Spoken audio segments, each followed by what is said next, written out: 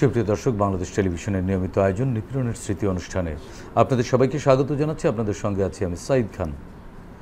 শওকত আফসার সৈকত 2013 সালে স্থানীয় একটি কলেজ থেকে উচ্চ মাধ্যমিক শেষ করে ঢাকায় আসেন উচ্চশিক্ষার জন্য। তারপর একদিন গুলশানের রাস্তা থেকে তাকে তুলে নিয়ে গুম করে হাসিনার পুলিশ। অনুষ্ঠানে তিনি আজকে আমাদের অতিথি, তার মুখেই শুনব সেই গুম জীবনের আদ্যপান্ত। দর্শক, এছাড়াও স্টুডিওতে আমাদের সঙ্গে রয়েছেন 24-এর বিপ্লবী মোহাম্মদ জসিমউদ্দিন। 19 জুলাই শুক্রবার পুলিশের গুলিতে গুরুতর আহত হন তিনি। মৃত্যুর মুখ থেকে ফিরতে পারলেও এখনও নিয়মিত চিকিৎসা নিতে হচ্ছে পিরোজপুরের কাউখালী উপজেলার এই সাহসী সন্তানকে। শওকত আফসার সৈকত ও জসিমউদ্দিন, আপনাদের দুজনকেই স্বাগত জানাচ্ছি আমাদের আজকের আয়োজনে। প্রিয় দর্শক, মূল আলোচনায় যাওয়ার আগে শওকত আফসার সৈকত ও জসিমউদ্দিনের উপরে নির্মিত দুটি ছোট্ট প্রতিবেদন দেখে নেব। কক্সবাজার জেলার ঈদগাহ এলাকার ছেলে শওকত আফসার সৈকত। বাবা স্থানীয় বিএনপি নেতা। স্থানীয় স্কুল কলেজের গণ্ডি পেরিয়ে 2013 সালে রাজধানী ঢাকা এসেছিলেন উচ্চশিক্ষার জন্য। স্বপ্ন ছিল একদিন দেশ ও দেশের মানুষের উন্নয়নে কাজ করবেন, কিন্তু সেটি হয়নি। 2013 সালের 4 আগস্ট রাতে গুলশানের রাস্তা থেকে তুলে নিয়ে যায় হাসিনার পুলিশ। তারপর 20 আগস্ট পর্যন্ত গুম করে রাখা হয় তাকে। এরপর তাকে তুলে দেওয়া হয় ডিবির হাতে।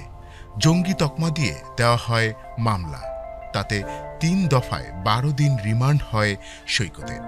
নিপীড়নের দিনগুলোতে সৈকত মুখোমুখি হন ভয়াবহ অভিজ্ঞতার। এর মধ্যে জম টুপি পরিয়ে ইলেকট্রিক শক দেয়া হয় তাকে।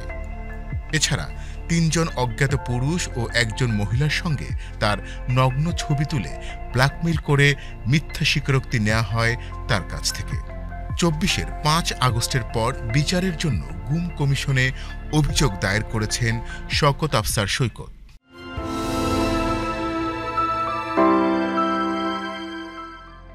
পিরোজপুরের কাউখালী উপজেলার শিয়ালগাতি গ্রামের আব্দুল জলিল হাওলাদার ও মরিয়ম বেগমের সন্তান মোহাম্মদ জসিমউদ্দিন। 6 বোন 2 ভাইয়ের মধ্যে জসিমের অবস্থান দ্বিতীয়।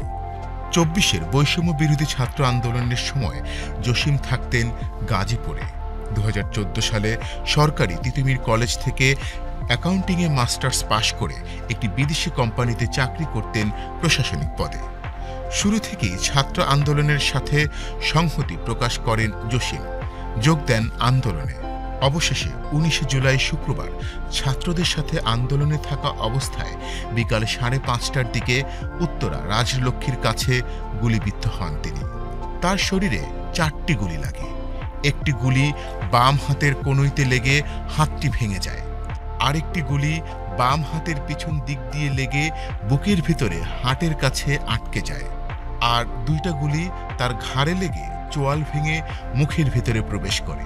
তার মধ্যে একটি গুলি জিহ্বায় আটকে থাকে, আরেকটা দাঁতের নিচে আটকে থাকে। জীবন বাঁচাতে এখনও চিকিৎসা চলছে জসিমউদ্দিনের। দর্শক, প্রতিবেদন দুটি দেখলাম, এবার শুনব তাদের মুখ থেকে ঘটে যাওয়া সেই সব নিপীড়নের স্মৃতি। প্রথমেই শওকত আফসার সৈকত, আপনার কাছ থেকে জানতে চাচ্ছি, আপনি গুম হয়েছিলেন, কিভাবে গুম হলেন, কেনই বা কোন অপরাধে আপনাকে তুলে নেওয়া হলো, কোথা থেকে তুলে নেওয়া হলো? 2013 সালের অগাস্ট মাসে বাংলাদেশে ফ্যাসিবাদী হাসিনার র্যাব বাহিনী আমাকে গুম করেছিল। সে সময় আমরা জানি হেফাজতের ঘটনার পরে বাংলাদেশে এক ভিন্ন ধরনের ন্যারেটিভ তৈরি করছিল হাসিনার সরকার। তো সেই ন্যারেটিভের বিরুদ্ধে আমি বিভিন্ন সোশ্যাল মিডিয়ায় লেখালেখি করতাম। তো এই সোশ্যাল মিডিয়া লেখালেখি করার কারণে মূলত আমাকে গুলশানের যেটা কাঁচা বাজার আছে সেই জায়গা থেকে আমাকে র্যাব গুম করে। কি করছিলেন, কোথায় যাচ্ছিলেন, কিভাবে ধরলো আপনাকে? আর রাত 8:30টায় একটা চায়ের দোকানে চা খাচ্ছিলাম, একটু দূরে। মানে আমি একজনের সাথে ফোনে কথা বলছিলাম, মূলত আমি ওনার সাথে দেখা করতে যাচ্ছিলাম। গুলশান কাঁচা বাজার? জি, গুলশান কাঁচা বাজার, ডিএনসিসি, গুলশান 1 নম্বর। 1 নম্বরে। সো ওই সময়টাতে দেখলাম আমি ফোনে কথা বলে একটু পিছনে থাকাতেই সিভিল ড্রেসের কিছু লোক আমাকে একটা গাড়িতে ঢোকানোর সাথে সাথে আমাকে তারা পরিচয় নেই যে আমি কে, আমার নাম পরিচয় কি, তারা ভেরিফাই করতে চায় আর কি। এর মধ্যে আমি আমার বাবার কথাও বলি তাদেরকে। তখন আমার বাবার পরিচয়, রাজনৈতিক পরিচয় জানতে চায় তারা, আমার বাবা কি করেন। আপনার বাবা কী করতেন তখন? তখন আমি বললাম যে কি আমার বাবা আমার এলাকার বিএনপির প্রতিষ্ঠাতা সভাপতি ছিলেন। এটা বলার পরে তারা খুব বাজেভাবে একটা কথা বলে এবং কথা বলে বিএনপির বিষয়ে বিভিন্ন কথা বলে আমাকে সে মাথায় একটা আঘাত করে, জোরে একটা থাপ্পড় দেয়। এরপরে হচ্ছে প্রায় 30 মিনিট পর্যন্ত আমার যদি বলি গাড়িটা এই জায়গাতে ঘুরে 30 মিনিট পরে আমাকে একটা জায়গায় নিয়ে যাওয়া হয়। এটা ওই প্রথম দিন আমাকে বলতে গেলে জাস্ট পানি দিয়েছিল রাত্রে। মানে আপনার কি চোখ বাঁধা ছিল? জি, আমার চোখ বাঁধা ছিল। জি, তো রাত্রে আমাকে জাস্ট পানি দেওয়া হয় প্রথম। এরপরে সকাল চোখ খোলা হয়নি? না, চোখ খোলা হয়নি, কোনোবারই চোখ খোলা হয়নি তখনও। তো আমি প্রতি মুহূর্তে দোয়া পড়ছিলাম, সূরা পড়ছিলাম, কারণ আমি মেন্টালি তাদের কাছে হওয়ার পরে সিরিয়াস লেভেলের মানে কান্নাকাটি করতেছিলাম। সকাল হওয়ার পরে তারা বুঝলেন কিভাবে সকাল হয়েছে? আপনার তো চোখ বাঁধা। তারা আমাকে রুটি দিয়েছিল আর হচ্ছে কিছু ভাজি দিয়েছিল। তো এরপরে তারা এটা খাওয়ানো শেষ হওয়ার পরে তারা আমাকে একটা জায়গায় নিয়ে গেল ধরে। তো নিয়ে যাওয়ার পর আমাকে বিভিন্ন প্রশ্ন করা শুরু করছে, ফ্যামিলি ব্যাকগ্রাউন্ড, আমার মোবাইলের আমার সব কিছু, কার সাথে কথা বলি, কোথায় কোথায় গিয়েছি, আমার সব কিছু জানলো। আমি প্রত্যেকটা জায়গায় তাদেরকে বলছিলাম যে আমি সাধারণভাবে লেখালেখি করি, আমি কোনো ধরনের জঙ্গিবাদী সংগঠনের সাথে যুক্ত নই। ওরা বারবার আমাকে জঙ্গিবাদী সংগঠনের ট্যাগ দিতে চাচ্ছিল, কিন্তু তারা আমাকে আমার কোনো কথাটাকে গুরুত্ব দিচ্ছিল না। নিয়ে যাওয়ার পরে প্রথম দিন, এর পরের দিনের কি হলো? এরপরে আপনাকে জিজ্ঞাসাবাদের পরে কোথায় নিয়ে গেল, কি করা হলো? দুপুরের খাবার দিয়েছিল কিনা, রাতের খাবার দিয়েছিল কিনা? জি, এরপরে আমাকে স্বাভাবিকভাবে প্রথম একদিনের পরে আর টানা 2 দিন আমাকে কোনো কিছু বলে নাই। চতুর্থ দিন আমাকে আবার নিয়ে আসলো। চতুর্থ দিন এসে বলল যে তোমার বিষয়ে এরকম কিছু জিনিস পেয়েছি যে তুমি সরকারের বিরুদ্ধে কিছু একটা করতে চাচ্ছ। আমি তখন তাদেরকে বলতে চাইলাম যে না, আমি এরকম কিছু করতে চাচ্ছি না, আমি জাস্ট লেখালেখি করছি। হেফাজতের যে নির্যাতন, এটার বিরুদ্ধে আমি লেখালেখি করছি। তারা আমাকে তখন বলল আপনার এখানে ফেসবুকে আপনি সরকারের বিরুদ্ধে বিভিন্ন লেখালেখি করেছেন, এই তারিখে এত তারিখে এটা লিখেছেন, আপনি এটা লিখেছেন কিনা? তখন বললেন যে কি হ্যাঁ, এটা আমি লিখেছি। তো এইটাতে সমস্যা কোথায়? তখন এই সমস্যা কোথায় বলার পরে আমি আর ওই জায়গাতে স্বাভাবিকভাবে থাকতে পারি নাই। ওরা আমাকে মারধর শুরু করলো। কি দিয়ে মারলো? লোহার কোনো একটা কিছু দিয়ে মারছে এবং মারতে মারতে সেন্সলেস হয়ে গেলাম। আমাকে নিয়ে গেল। আমাকে এরপরে টানা 5-6 দিন আবার মানে কিছুই বলে নাই। আমাকে 20 অগাস্ট রাত্রে মানে গভীর রাত, খুব সম্ভবত আমি ঘুমাচ্ছিলাম। আপনার রুমে আপনি একাই ছিলেন? জি, আমি একাই ছিলাম। আশপাশে কোনো লোক ছিল কিনা? আশপাশে কোনো লোক, আমি সাউন্ড শুনতে পাচ্ছিলাম, মানুষের কান্নাকাটির শব্দ শুনতে পাচ্ছিলাম। সো সব মিলাই এই রুমে, যে রুমে আপনাকে রাখা হলো, এই রুমের মধ্যেই কি টয়লেট সব কিছু এই রুমের মধ্যেই ছিল? ও না, ওই রুমের মধ্যে টয়লেট ছিল না, টয়লেটটা বাইরে ছিল। আমি যখন টয়লেটে যেতাম তখন আমি আমার হ্যান্ড কাপে জাস্ট আওয়াজ করতাম, এই যে গ্রিল আছে না, গ্রিলে এভাবে সাউন্ড করতাম। তো একজন লোক এসে নিয়ে যেত টয়লেটে, তো টয়লেট করে আবার চলে আসতাম।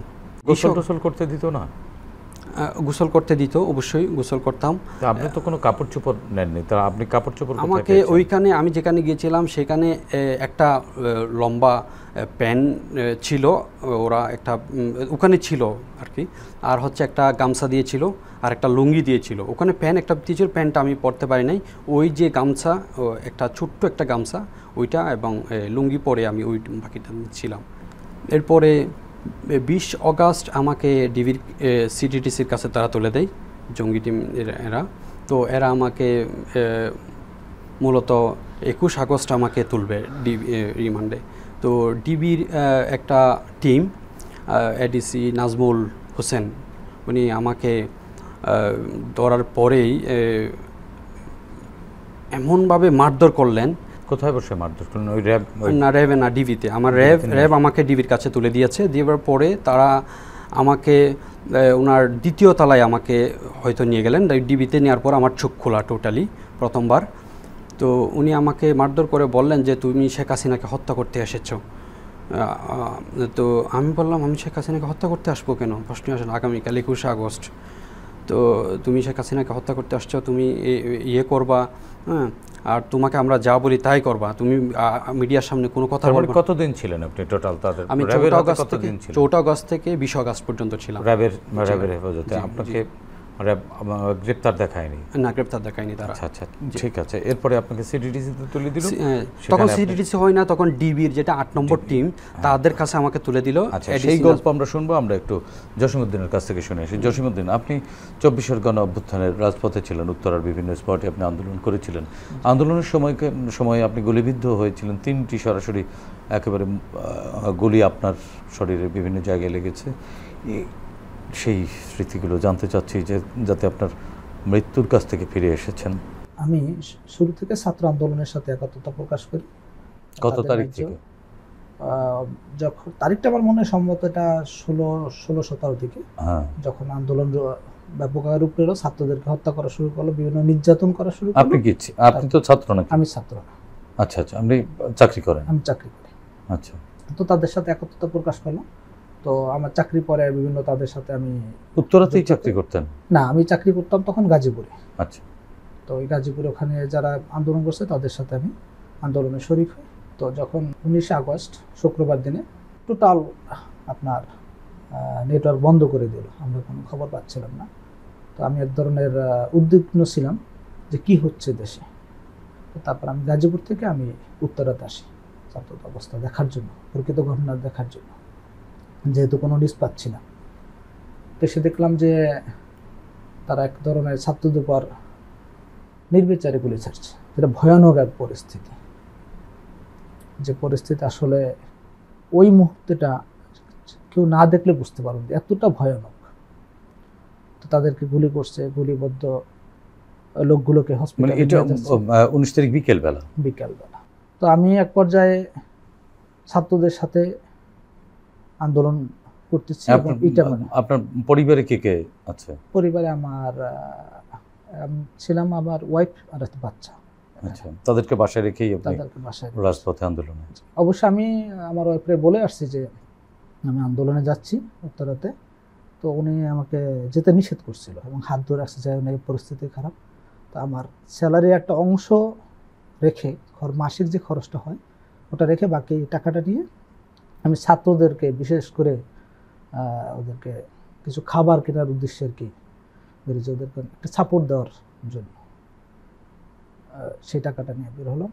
তো এসে যখন দেখলাম যে এদের অবস্থা অমানসিকভাবে তাদেরকে গুলি করছে, তা আমি আর নিজেকে স্থির রাখতে পারলাম না, ওদের সাথেই যোগ দিলাম। এক পর্যায়ে আন্দোলন করতে করতে এক পর্যায়ে ওদের সাথে আমরা এটা মারছি, ওরা মারতেছি, গুলি করতেছি।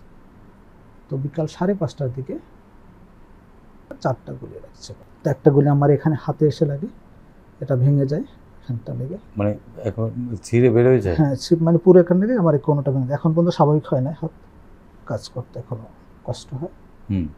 আর একটা পিছনে সাইড থেকে লেগে বুকের এখানে হার্টের কাছে আটকা ছিল, মানে একেবারে সরাসরি রাইফেলের গুলি এখানে আটকা ছিল। আর দুটো আমার এই ঘাড়ে এখানে লেগে ভিতরে চোয়াল ফেটে ভিতর প্রবেশ করে, একটা জিব্বা আটকা ছিল, আর একটা এখন আমার এখানটায় অবস্থান করতেছে। আচ্ছা, তো ওই সময় যে গুলিগুলো করছে সাধারণত পরাপরি গুলিগুলো করছে, মৃত্যু নিশ্চিত করার উদ্দেশ্যে গুলি। মানে আপনাকে 4টা গুলি করেছে মৃত্যু নিশ্চিত করবার। আপনি কি মানে পড়ে গিয়েছিলেন? হ্যাঁ, আমি পড়ে গেছিলাম। তারপরে পড়ে যাওয়ার পরে টঙ্গী কলেজে দুটো ছেলে আমাকে বলো যে গুলি করছে। আমি একটু কানে শুনলাম, আমাকে ধরে নিয়ে তারা হসপিটালে। মানে আপনি কি তখনও আপনার জ্ঞান? হ্যাঁ, আছে, জ্ঞান আছে। রক্ত ঝরছে। যখন আমার হাতে লাগছে তখন আমি নিজে নিজে সান্ত্বনা দিচ্ছি, যদি হাতে লাগে, হাত যদি পড়েও যায় সমস্যা নাই, তো বেঁচে থাকবো। তো কিছুক্ষণ পর টের পাচ্ছে আমার মুখের ভিতরে কি জানি হচ্ছে, রক্ত। হ্যাঁ, রক্ত, মুখ থেকে রক্ত বের হচ্ছে। তো তখন একটু ভয় লাগছে যে হয়তো। আর পিঠে যেটা লাগছে ওটা আমি তখন টের পাইনি, কিন্তু ছিদ্র হয়ে ভিতরে ঢুকে গেছে। ছিদ্রের ভিতরে ঢুকছে, ওটা আসলে বোঝা যায় না, যে গুলিটা যখন লাগে তখন বোঝা যায় না। যে আবু সাইদ যে প্রথম যে গুলি খেয়েছিল, মানে এখন অনুভব করতেছি যে তো কিভাবে শক্ত হয়ে, কিন্তু প্রথমে বুঝতে পারি না। পরে দেখতেছি আমার এই জায়গা থেকে প্রচুর ব্লিডিং হচ্ছে। ব্লিডিং হওয়ার পরে ওখানে গেলে আমাকে উত্তরা আধুনিকে নিয়ে গেল। উত্তরা আধুনিকে টোটালি চিকিৎসা বন্ধ ছিল আমার যতটুকু ধারণা। পরে নিচে ট্রিটমেন্টটা দিয়ে, প্রাথমিক ট্রিটমেন্ট দিয়ে আমাকে ঢাকা মেডিকেলে পাঠাতে চেয়েছিল। তো মেডিকেলে কোনো অ্যাম্বুলেন্স পায় নাই, পাঠাতে পারে নাই। না পাঠানোর পরে আমি স্থানীয় একটা ওখানে সিনসিন জাপান হসপিটালে, ওখানে এক পরিচিত ডাক্তারের, আমার কলিগের বোন, সে ডক্টর ছিল, সে বললো যে ওখানে নিয়ে যেতে, ওখানে একদম ট্রিটমেন্ট হলো। তো আমি ওখানে যে 5:30 গুলি খেয়েছি, ওখানে এত গুলি, যেহেতু উত্তর আধুনিকে ট্রিটমেন্ট হচ্ছে না, তো চারোদিকে তো গুলিবদ্ধ প্রচুর রোগী। তো আমি 5:30 গুলি খেয়েছি, আমাকে ভোর 4:30টার সময় অপারেশন। মানে এর মধ্যে কি আপনার পরিবারের কেউ জানতে পারে? হ্যাঁ, জানতে পেরেছে। আমার মোবাইলটা সাধারণত আমি লক করি না, তো ওই যে আমাকে যে নিয়ে গেছে যত নাম্বার ডায়াল ছিল, ওই ডায়ালে সব ফোন করে জানাইছে। তখন কি আপনি সেন্সলেস হয়ে গিয়েছেন? হ্যাঁ, হসপিটালে নেওয়ার পরে? আচ্ছা আচ্ছা। তো এর ভিতরে আমার জ্ঞান ছিল, জ্ঞান ফিরছিল। তো দেখলাম যে আমি একটা হসপিটালের ভিতরে প্রচুর পানির পিপাসা লাগছিল। তো আমি নার্সকে বললাম যে আমাকে পানি দেন। তো নার্স বললো পানি আপনাকে দেওয়া যাবে না। নার্স বলছে এই কারণে হয়তো বা তার এত পরিমাণে রোগীর চাপ যে সে ছোটাছুটি করতেছে একমাত্র। আর বললাম আমি মনে হয় মারা যাব, আমাকে আপনি একটু পানি দেন, না হলে আমার বাথরুমে পানি খেতে আমি মনে হয় বাঁচবো না। ভোর 4:30টায় বললেন? না, ভোর 4:30 তার আগে। আচ্ছা আচ্ছা। কিছুক্ষণ ওই পানি দেওয়ার পরে সে নিয়ে আসছে, পানি খাওয়ার পর আমি আবার অজ্ঞান হয়ে গেছে। তো যখন আপনার 4:30 অপারেশন থিয়েটার নেবে, তখন ওই যে আমার ব্লাড দরকার ছিল, তো ব্লাড খুঁজে পায় না। তো ওই যে ডক্টর রাত 4:30টার দিকে এসে সে তখন ব্লাড দেয়, তারপর আমার অপারেশন 4:30টার সময়। এত সময় আমি আর কি গুলিবদ্ধ অবস্থায় ছিলাম। হ্যাঁ। 4:30 অপারেশন হওয়ার পরে আমারকে বেডে দিল। বেডে দেওয়ার পরে তো আপনার কি জ্ঞান ফিরলো? জ্ঞান ফিরল না, জ্ঞান পরেই জ্ঞান ফিরছে। তখন দেখলাম আমার বোন জামাইরা আসছে। আপনার শরীরে 4টা গুলি লেগেছে, তো 3টা বের করা গেছে। 3টা বের করা গেছে। হ্যাঁ, তারপর আর একটা আছে এখনো। আপনার পরিবারের লোকজন এটিকে স্বাভাবিকভাবে নিতে পেরেছিল? আপনার পরিবারের লোকজন মনে করেন এই যে চিকিৎসা, হসপিটালে চিকিৎসা ওই সময় দিতে চায়নি, বা আইনশৃঙ্খলা বাহিনীর সদস্যরাও নানানভাবে হয়রানি করেছে আহতদের, আপনি কি এরকম কোনো পরিস্থিতির মুখে পড়েছিলেন? হ্যাঁ, এরকমের পরিস্থিতির মুখে পড়েছি। আমরা শুনতে পেলাম যে আমাদের হসপিটাল রেড দিবে, মানে ভোরবেলায় অপারেশনের পর? না, পরপর না, একদিন ছিলাম, তারপর দিন রেড দিবে। তো আমরা খুব ভয়ে ছিলাম। আমরা বলছি এখান থেকে আমরা চলে যাব, বাসায় চলে যাব। বল ডাক্তার কোনোভাবে দিতে চাইলো না, যেতে দিতে চাইল না, যে এই অবস্থা আপনাকে দেওয়া যাবে না। তো পরের দিন আমরা থাকলাম, বললাম আমি আর থাকবো না এখানে, যে কোনো মুহূর্তে যে কোনো কিছু। কোন হসপিটাল ছিল এটা? সিনসিন জাপান হসপিটাল, উত্তরাতে। এক প্রকার জোর করে ডাক্তারের কাছ থেকে আমরা রিলিজ নিয়ে তারপরে চলে গেলাম। ডাক্তার রিলিজ দিতে চাইল না। ডাক্তার কি বলছিল? ডাক্তার বলছে যে না, আপনার আরো এখানে থাকা দরকার, আপনি সুস্থ হননি, এখানে থাকতে হবে। হাত কি ভেঙে গিয়েছে? হাত ভেঙে গেছে। তারপরে বাসায় গিয়ে কি চিকিৎসা স্বাভাবিকভাবে চলেছে? না, বাসায় গিয়ে চিকিৎসা না, আমি প্রতিদিন আমার গাড়ি রিজার্ভ করে তারপরে রাতের পরে এসে হসপিটাল চিকিৎসা। মানে রাতে তখন তো উত্তরার পরিবেশ অনেক একেবারে উত্তাল, আন্দোলন চলছিল, এর মধ্যে আপনি আসলেন কিভাবে? সেটা রাতে, আমি আসছি রাতে, যে কারণে রাতে বলে একটু পরিস্থিতি ঠান্ডা ছিল। আর আমি সাধারণত আসছি একটা গামছা, দুই সাইডে দুইজন ছিল ভাই, আর মাঝে আমি বসে থাকতাম যাতে কেউ বাইরে থেকে দেখতে না পারে। প্রাইভেট গাড়িতে করে আসতাম যাতে বোঝা না যায়। আবার এসে মানে গোপনে গোপনে চিকিৎসা নিতাম। আচ্ছা আচ্ছা। তো আমি যাওয়ার পরে একটু বলেনি, আমি যাওয়ার পরের দিনই কিন্তু ওই হসপিটালটা রেড দিছে এবং সবার তথ্য নিছে যে কে কারা কারা ভর্তি আছে, গুলিবদ্ধ লোক আছে কিনা, তারপরে শুনতে পেয়েছি। তো এরপরে আপনার মানে এইভাবে কতদিন চিকিৎসা করতে হলো? আমি প্রায় 3 মাসের মতো চিকিৎসা, এখনো চিকিৎসা নিচ্ছি। মানে সুস্থ। এরপরে তো আর আন্দোলনে যাওয়ার মতো শারীরিক অবস্থা ছিল না আপনার? না, এরপরে আমার আন্দোলনে যাওয়ার মতন শারীরিক অবস্থা ছিল না তখন। আমার ডাক্তার আমার মুখ আটকে দিয়েছিল, খাবার খেতে অনেক কষ্ট হয়েছে। খাবার খেতেন কিভাবে? আমার খাবার খেতাম পাইপ দিয়ে, এখানে এক সাইড থেকে একটু রাখছিল ফাঁকা, ওখান থেকে পাইপ দিয়ে ঢুকে দিয়ে ভাতের মার, জুস আর দুধ, এটা খেতাম। প্রায় 2 মাসের মতন আমি এটা খেয়েছি। হ্যাঁ, মুখ বন্ধ ছিল। হ্যাঁ, মুখ এখন যেহেতু ফ্র্যাকচার হয়েছে, ফ্র্যাকচার হওয়ার কারণে এটা মুখটা বন্ধ ছিল। আচ্ছা আচ্ছা। সেটা ভয়ঙ্কর, মানে যে কত কষ্ট ওই দিনগুলো আসলে।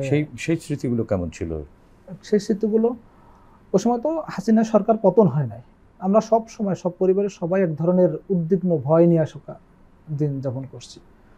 আপনার আমি অবশ্য আমার বাসা রেখে আমি বোনের বাসায় গিয়েছিলাম সাভারে, সাভারে। নিজের বাসায় যেতে পারিনি, কারণ গাজীপুর আমার বাসা ছিল, ওখানে ভয়ে যেত না, আমি সাভারে যেয়ে ওখান থেকে গোপনে গোপনে এসে ট্রিটমেন্ট নিয়েছি এবং সবাই খুব চিন্তিত কি না কি হয়। সে বোনের বাসায় কতদিন থাকতে হয়েছিল? আর বোনের বাসায় আমি প্রায় মাসখানে ছিলাম। আচ্ছা, এইভাবে 2 মাস পাইপ দিয়ে খাবার খেতে হ্যাঁ, হয়েছে? 2 মাস স্বাভাবিক খাবার খেতে স্বাভাবিক পারেননি? খাবার খেতে পারতাম না। এভাবে 2 মাস 2 মাস এরপরে পুরো। এই চিকিৎসা চলেছে কিভাবে? এই খরচ কিভাবে বহন করেছেন? এই খরচ আপনি বিভিন্ন, কি চাকরি করেন? আমি একটা কোম্পানিতে চাকরি করি, আচ্ছা আচ্ছা। তো বিভিন্ন বন্ধু বান্ধবের কাছ থেকে ধার করে বা আত্মীয় স্বজনের কাছ থেকে ধার করে তারপরে এই চিকিৎসা চালাচ্ছি। এমনি আপনাকে কি কেউ সরকার বা অন্য কোনো প্রতিষ্ঠান থেকে কোনো সাহায্য সহযোগিতা? হ্যাঁ, সরকারি করেনি? যে আমি যেহেতু গেজেটভুক্ত হওয়ার পরে মানে আমি পেয়েছি, আর আমার প্রতিষ্ঠান থেকেও কিছু সে করছে। আপনি কি মামলা করেছিলেন? না, আমি মামলা করিনি। আচ্ছা আচ্ছা আচ্ছা। জসীমউদ্দিন, আপনার কাছ থেকে আবারও শুনবো, আমরা একটু সৈকতের কাছ থেকে আরেকটু শুনে আসি। সৈকত, আপনাকে সিটিটিসিতে দেওয়া হলো, হ্যাঁ, তো সিটিটিসি আপনার সাথে সেখানে কতদিন রাখলো আপনাকে? সিটিটিসি তখনও তৈরি হয়নি, কিন্তু মানে সিটিটিসির টিমটা তারা কাজ করতেছিল আর কি। তারা তথাকথিত সন্ত্রাসী বা জঙ্গি বলে যাদেরকে ধরতো তাদেরকে মূলত সিটিটিসির টিম 8 নম্বর টিম তারা ইয়ে করতো। তো এই 8 নম্বর টিম মূলত আমাকে প্রথমে বলল তোমাকে নিয়ে আমরা অভিযানে যাব, সেটা 20 অগাস্ট রাত্রে অভিযানে যাব। মানে যেদিন নিয়ে আসলো ওই দিনই? জি, ওদিন রাত্রে। হ্যাঁ, যে আমি বললাম আমাকে তো বলা হয়েছে, আমাকে ছেড়ে দেওয়া হয়েছে, আপনারা আমাকে কেন? যে আমরা ছেড়ে দিব আপনাকে, কোনো সমস্যা নাই। এই বলে আমাকে তারা তেজগাঁও এই যে ফার্ম গেট এই এলাকার নিয়ে গেল এখানে। মূলত আমি ওই জায়গাতে থাকতাম, ফার্ম গেট তেজকুনি পাড়ায় থাকতাম, ঠিক আছে। আমার বাসা ওখানে ছিল, আমি একটা ওখানে ছাত্রদের ম্যাচে থাকতাম। তো ওই জায়গাতে তারা মানে আমার সাথে আর কারা কারা আছে কি আছে এগুলো জানতে চাইলো। তো আমার বাসায় না নিয়ে আমি নিচে গেলাম, নিচে যাওয়ার পরে তারা আমাকে বলল যে কি এখানে তোমার সাথে আর কে কে আছে? তখন আমি বললাম এখানে আমার কিছু ফ্রেন্ড আছে, ওদের তো কোনো ধরনের দোষ নেই, প্লিজ ওদেরকে আপনি ইয়ে করিয়েন না। আমি অনেক কান্নাকাটি করে ওদেরকে এই কথাগুলো বললাম। তখন সেখান থেকে একজন দারোয়ানকে সামনে ইয়ে করলো যে এই ছেলেটা আদৌ এখানে থাকে কি না। দারোয়ানকে তারা বললো আর কি একজন, হ্যাঁ ঠিক আছে এই ছেলেটাকে আমরা দেখেছিলাম। তখন গাড়িতেই আমাকে আবার তারা নিয়ে গেল, ডিবিতে নিয়ে আসলো।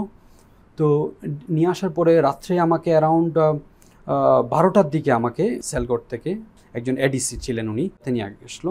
এই এডিসি উনি আমাকে বললেন যে তুমি তো আমাদের প্রধানমন্ত্রী শেখ হাসিনাকে হত্যা করতে আসছো, ঠিক আছে। তো আমি বললাম যে আমাকে এই কথাটা আপনারা বারবার বলছেন কেন? আমি তো হত্যা করার প্রশ্নই আসে না, আমার সব কিছু আপনারা দেখেন। আমার তখন বলছে তোমার বাবা বিএনপির সভাপতি, প্রতিষ্ঠাতা সভাপতি, তোমার আব্বু তোমার এলাকার, আমরা খবর নিয়েছি, তোমার সব কিছু দেখেছি। তো আমি এলাকার বলতে কি ইউনিয়নের? আমার বাবা ইউনিয়ন এবং নির্বাচিত জনপ্রতিনিধি ছিলেন, আমার আব্বু কি ছিলেন? মেম্বার ছিলেন এলাকার এবং বিএনপির প্রতিষ্ঠাতা সভাপতি ছিলেন। আচ্ছা। তো ওই এডিসি উনি আমার বাবার বিষয়ে খুব বাজে বাজে কথা বলতেছিল যে তোমার বাবা আওয়ামী লীগ যখন ক্ষমতায় ছিল না তখন তোমার আব্বু 1991 সাল থেকে ইয়ে করছিল, এই কথাগুলো বলছে, আমরা এগুলো খবর নিয়েছি। তো আচ্ছা, আমি বললাম আমার আব্বু করেছে যা করেছে, আমার উপর কেন? ইতিমধ্যে আপনারা আমাকে এতগুলো দিন আমাকে ইতিমধ্যে বলা হয়েছে ছেড়ে দেওয়া হবে। বলছে খবরদার, তোমাকে কই ছেড়ে দেওয়া হবে বলেছি? তোমাকে বলেছি তোমাকে আমরা যা বলতে বলেছি তাই করবা। তো তারা আমাকে একটা টেবিলে একটা কাগজ দিল, বলল যে এখানে প্রিন্টিংয়ে কিছু লেখা ছিল, ওই লেখাগুলো আমাকে লিখতে বললো একটা চিঠি আকারে। মানে এই চিঠিটা হচ্ছে দূতাবাসে হুমকি টাইপের চিঠি আর কি, ওই টাইপের। ওরা পাশে লিখেছিল, ওটা আমাকে লিখতে টাইপিং একই ধরনের আমার হাতে লিখতে বললো। আমি বললাম যে কি আমি এটা লিখে আমাকে কি ছেড়ে দিবেন? বলছে আমরা ছেড়ে দিব আপনাকে, টেনশন করবেন না, আপনাকে ছেড়ে দিব। হাসতেছে ওই লোকটা তখন, হ্যাঁ হ্যাঁ করে হাসতেছে। তুমি কি মনে করো তোমাকে ছেড়ে দিব এত সহজে? পাশের থেকে আরেকজন বললো আর কি। তখন প্রচুরই কান্নাকাটি করতেছিলাম এইটা লেখার সময়। আমার কাছে মনে হচ্ছিল একটা বড় কিছু হতে যাচ্ছে। তো তারা আমাকে 54 ধারা দিয়ে 21 আগস্ট ডাকার ইয়ে করলো। প্রথমে সকালে সাংবাদিকদেরকে নিয়ে আসলো 21 আগস্ট 2013 সালে সাংবাদিকদেরকে নিয়ে এসে একটা মনে হয় বাংলাদেশের এমন কোনো টিভি চ্যানেল পত্রিকা ছিল না আমাকে তারা ইয়ে করে নাই। আমি সাংবাদিকদের সামনে কথা বলতে চেয়েছি, ভাই আমাকে ওনারা যা কিছু করতেছে সম্পূর্ণ নাটক সাজাচ্ছে এরকম, মানে আমি বলতে চাচ্ছি ঠিক আছে, আমি বলতে চাচ্ছি ভাই আপনার এই কাজগুলো করে আলটিমেটলি আমার কেরিয়ারটা ধ্বংস করবেন। আমার বয়স মাত্র সবেমাত্র 18, আমি এখন বিশ্ববিদ্যালয়ে পড়াশোনা পড়তে যাব। এই কথাগুলো আমি ওখানকার নিচু লেভেলের কয়েকজন অফিসারকে কান্নাকাটি করে বুঝাইছি। আমি বলছি ইতিমধ্যে আমার ওপর অনেক টর্চার করা হয়েছে, অনেক মারধর করা হয়েছে, আপনারা আমাকে এরকম আর কোনো কিছু করেন না। কিন্তু তারা আমাকে মিশর দূতাবাসের হুমকি ইয়াটা দেখালো। এরপরে সেটা 54 ধারায় ডিবির ওখানে সাথে ওখানকার যিনি পিপি ছিলেন উনি বলছেন যে কি আজকে 21 আগস্ট এই ছেলেটা বিএনপির তার এলাকার সন্তান, তার বাবা বিএনপির প্রতিষ্ঠাতা সভাপতি ওই এলাকার, সে এখানে ষড়যন্ত্র করতেছে আমাদের প্রধানমন্ত্রীকে হত্যা করার জন্য। আমার নামে সেখানে একজন আইনজীবী বলতেছিল যে আমার নাম শওকত নামে একজন নাকি 21 আগস্ট গ্রেনেড হামলার ছিলেন, ওই নামই একই নাম হওয়ার কারণে আমি তখন আমার পক্ষে কোনো আইনজীবী দাঁড়াচ্ছিল না। আমি চিৎকার করে কান্নাকাটি করে একজন আইনজীবীকে হাতে পায়ে ধরে বলতেছিলাম যে আমার বাড়ি তো চট্টগ্রাম, অনেক দূরে, প্লিজ একটু আমার পক্ষে করেন। উনি আমাকে বললেন যে আমি এখন আপনার পক্ষে দাঁড়ালে এখন তো আপনাকে 21 আগস্ট এরকম দূতাবাস এরকম অনেক বড় বড় মামলা ওরা করতেছে, আমি দাঁড়াতে পারবো না, তবে আমার আরেকজন দেখায় দিতে পারবো। উনি আমার কাছে এসে বললেন আর কি। এরপরে অখ্যাত আরেকজন লয়ার উনি করে দিলেন। তো উনি আমার পক্ষে কথা বলতে চাচ্ছে, এই অবস্থায় ওনাকে ওখানকার যে পিপি ছিল এবং আরও কতগুলো লয়ার বলে যে কি জঙ্গি সন্ত্রাসীর পক্ষে আপনারা কথা বলেন, এই সে বলে ওনাকে থামাই দিল এক ধরনের। উনি খুব নাজেহাল হলেন আর কি আমার কারণে। আমি সিয়ার মধ্যে কান্নাকাটি করতেছিলাম যে আমি বললাম আমি অসহায়, আপনারা এইভাবে আপনাকে আমার পক্ষে একজন কথা বলতে চাচ্ছে তাকে পর্যন্ত কথা বলতে দিচ্ছেন না, এভাবে আমি বলতেছিলাম। জজ শুনলেন যে ওকে এই সমস্ত অভিযোগ আনা হয়েছে তার বিরুদ্ধে, তখন 54 ধারা দিয়ে আমাকে ডিবির কাছে আবার রিমান্ডে দিল। রিমান্ড দিয়েছিল 4 দিনের প্রথমবার। তো প্রথমবার রিমান্ড দিয়ে আমাকে বিভিন্ন ধরনের জিজ্ঞাসাবাদ করছিল, বিভিন্ন ধরনের সেনাবাহিনীর একজন অফিসারের কথা আমাকে বারবার জিজ্ঞেস করতেছিল যে এই অফিসার, কারণ উনি আমাকে ফেসবুকে আমার পোস্টে লাইক দিছিলেন। তো 24 আগস্ট যেদিন আমার রিমান্ড শেষ হয় সেদিন ওনারা নিয়ে আসে, যে বলে যে কি তোমার সাথে এরকম কানেকশন আছে টাইপের একজনকে নিয়ে আসছি। আমি বললাম কি কানেকশন আছে এরকম কিছু, আমি একটা ফেসবুকে কোনো একটা কিছু লেখা লিখেছি, উনি হয়তো লাইক দিয়েছেন, কোনো একটা কিছু শেয়ার করেছেন হয়তো, কিন্তু ওনার সাথে তো আমার কোনো যোগাযোগ নেই, সম্পর্ক নেই। তখন উনি বলছেন যে কি ওনারা হচ্ছে শেখ হাসিনাকে উৎখাত করার জন্য চাচ্ছে, এই টাইপের কিছু বলল। এমন মানে বিভিন্ন ধরনের ওনার মতো গল্প গুজব বিভিন্ন ধরনের কথা শুরু করলো। তো আমি ওনাকে বললাম ভাই আমার উপর তো অনেক অত্যাচার হয়েছে, অনেক মারধর করতেছেন, আপনি আরেকজন নিরপরাধ মানুষকে কেন এরকম করতেছেন? সেনা অফিসার, উনি সেনাবাহিনীর, ওনাকে ক্যান্টনমেন্ট থেকে নিয়ে আসছে ধরে। তো 25 আগস্ট ওনাকে ইয়াতে তুললো।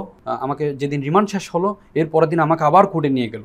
আমাকে প্রথমে তারা তথ্য প্রযুক্তি ডিজিটাল সিকিউরিটি অ্যাক্ট মামলা এই লেখালেখির কারণে, এরপরে সন্ত্রাস বিরোধী আইনের মামলা, এভাবে মামলা দিতে থাকলো।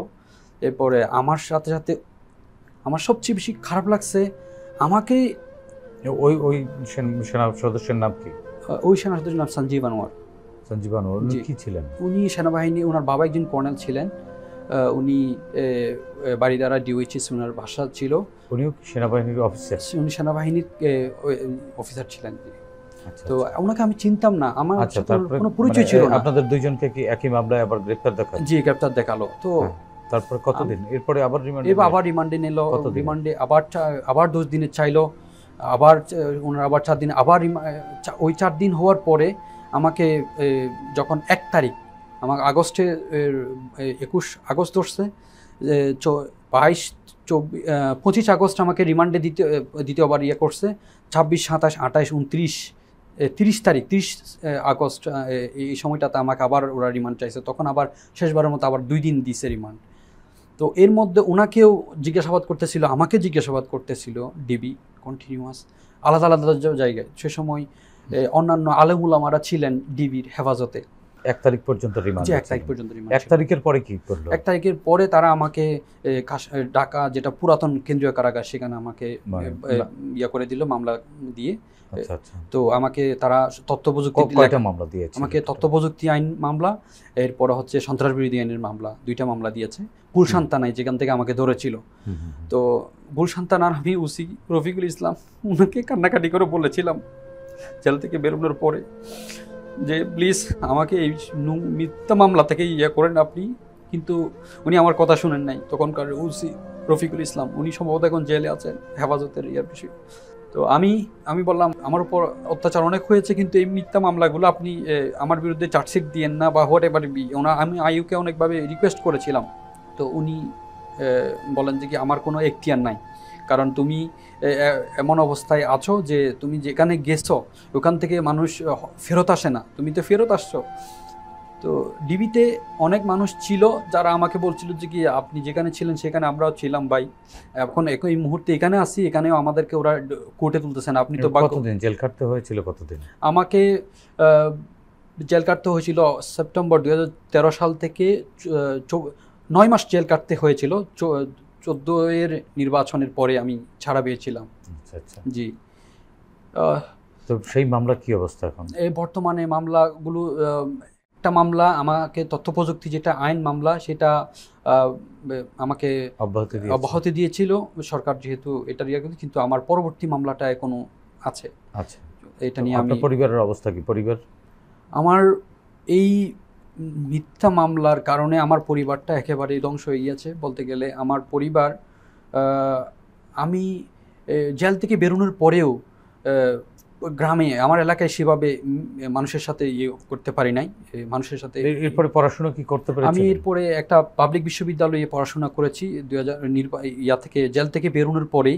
আমি কি আসলে ডিবির কথাগুলো আমি বলা উচিত হবে কিনা জানি না, ডিবিতে যেগুলো আমাকে করা হয়েছিল সেই সময়টা থেকে ডিবির যারা অফিসার ছিল তারা কন্টিনিউয়াস আমার সাথে, মানে আমি কোথায় যাচ্ছি কি করতেছি তারা খবর নিচ্ছিল। কোনোটার সময় আমি সুস্থ সবল জীবনযাপন করতে পারিনি। কি আপনি মামলা করেছেন আপনার এই নির্যাতন নিপীড়নের কারণে, বা আপনি যে গুম ছিলেন 20 দিনের মতো, যে এটার জন্য আমি জাতিসংঘের গুম কমিশনে অভিযোগ করেছি, যেটা বাংলাদেশের গুমের সেখানে আমি অভিযোগ করেছি।